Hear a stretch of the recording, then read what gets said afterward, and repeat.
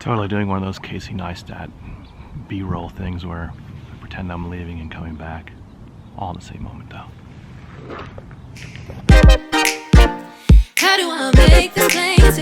How do I demonstrate how I feel? Why you being so frustrated with the signs, baby? Don't make me say it. What you want, I can't explain it. Really don't wanna be the one to say it. Don't wanna be the one to tell you. Don't wanna be the one. So another gorgeous day here in Seattle. Haven't vlogged for a couple of days because I have been working. And that tends to happen when I work because my schedule is something like I get up and I meditate every day, I do yoga. After that I'll get some coffee and then I head to work. I need coffee before I can even tell these stories. Usually when I'm trying to figure out what to do, I end up going to this place. How do I make this plain? How do I demonstrate how I feel? Why you being so frustrated with the signs, baby? Don't make me say it. What you want, I can't explain it. Really don't wanna be the one to say it. Don't wanna be the one to tell you. Don't wanna be the one. Don't wanna be the one to tell you. Kind of is one of my favorite places to come around in Seattle. Just to come here and walk around and clear my mind and, you know, they say, and on the Buddhist time there was like a fly that was sitting on a dung cow patty, and it rained and the cow dung started to fly down the hill and ended up circumambulating a stupa, and then as a result the fly ended up one day being able to have all these sort of spiritual realizations because they say the practice of walking around this purifies a lot of old negative karma, bad deeds. So if flies can do it, I can do it.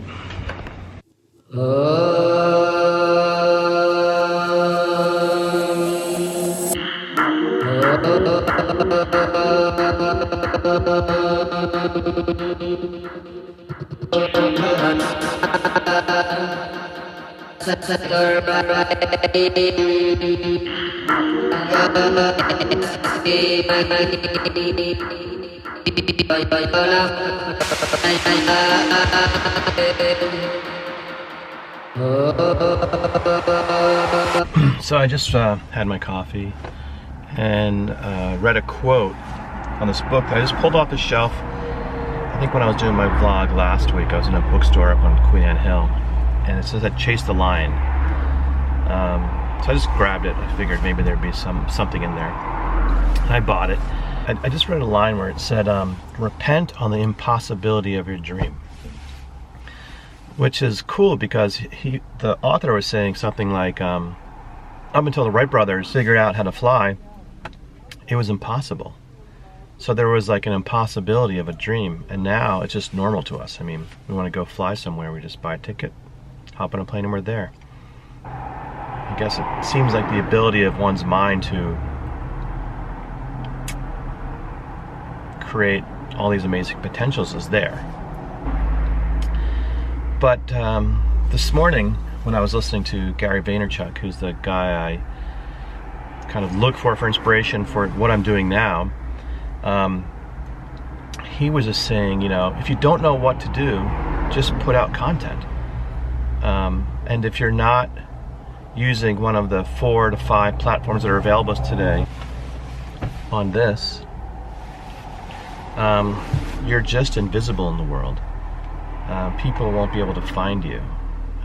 It's the way that over 1 billion people are communicating with each other. On Facebook, I think it's well over 1.5 billion, somewhere around there, billion. YouTube users active are now about 1 billion. Instagram, I think it's 750,000.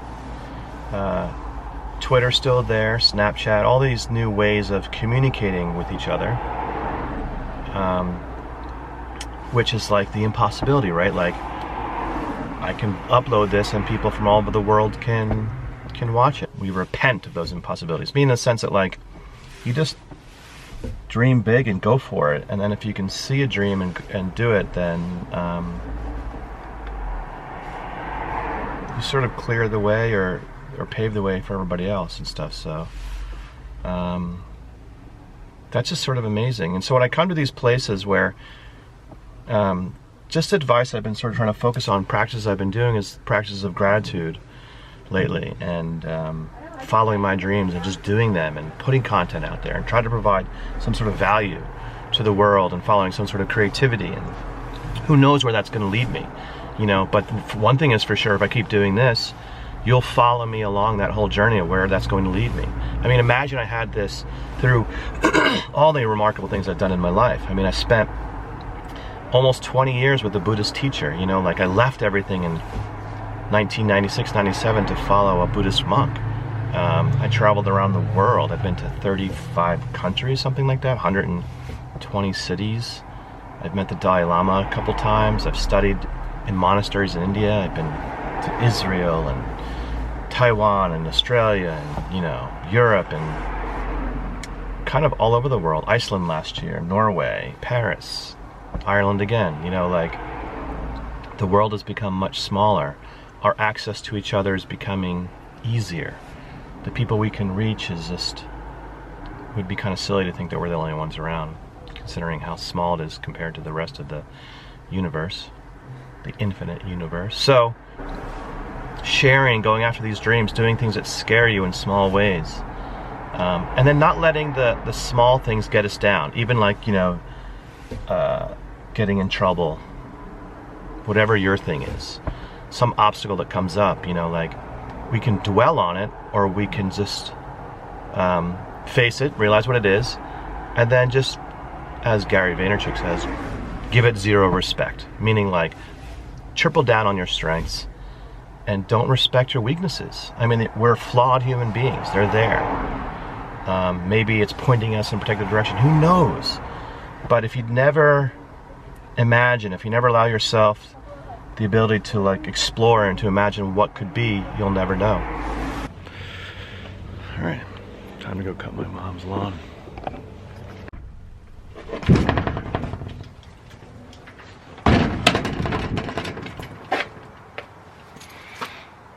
Wait a second, something's not right. Hold on.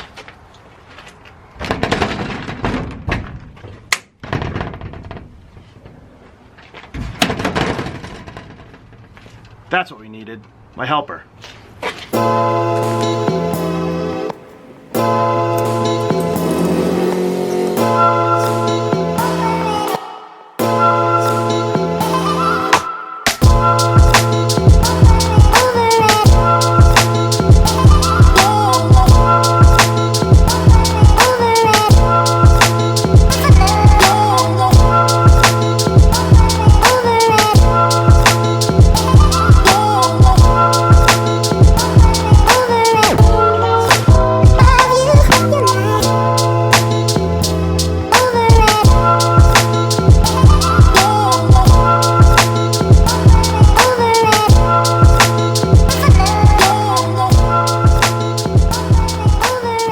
Usually I try to come over here, at least, you know. Actually, the reason I come here originally was I would fly up here from Arizona and do all the things that I didn't think my mom could do.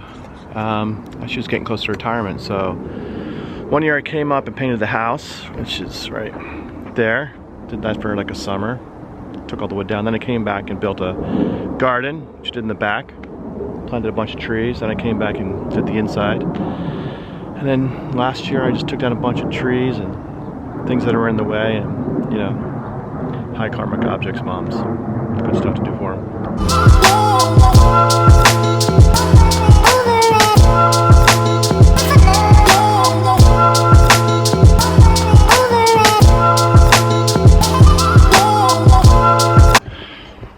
Lawn done. Back there's our Our dog Buddy died the day after Christmas this year. Usually when I was mowing the lawn, he'd be the one like chasing me around. That's why we had these like balls and a little ball there and other soccer balls to play around. So it's actually the first time I mowed it since he's passed away. It was a little sad, but we gave him a nice little spot here in the backyard.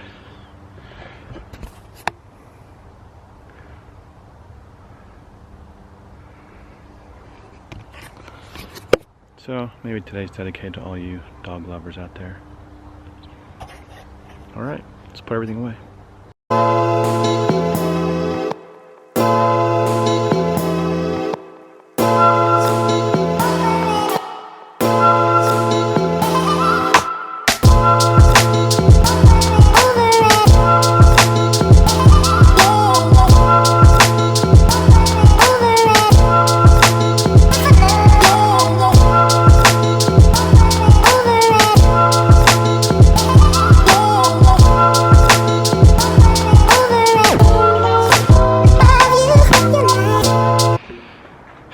Alright, good job. Totally had my camera settings on like, I don't even know, some weird custom setting for at least a day or two. So, yeah. Well, moral of the story, I guess, just do good towards people. That's all you can really do. Let the bad stuff slide. Focus on your strengths. And just try to be a good person. See ya. I thought you were going to help mow the lawn. What happened?